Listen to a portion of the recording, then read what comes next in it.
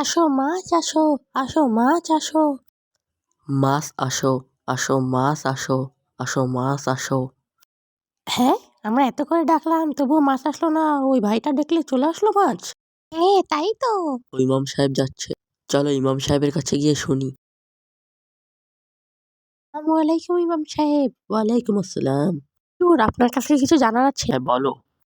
ওই ভাইটি মাছকে ডাকলে মাছ চলে আসলো, আমরা ডাকলে কেন আসলো না?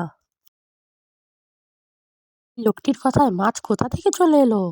তোমরা জানো ওই লোকটি ৫ ওয়াক্ত নামাজ পড়ে এবং খুবই ইমানদার ব্যক্তি, জন্যই ওই লোকটির ডাকে মাছ চলে আসে। ওই লোকটা তো মাছকে খাবার খেতে দেয় না, তবুও কেন আসে? ওই লোকটি মাছকে খাবার খাওয়াক আর না খাওয়াক, যখনই ওই লোকটি মাছকে ডাকে তখনই সব মাছ তার কাছে চলে আসে।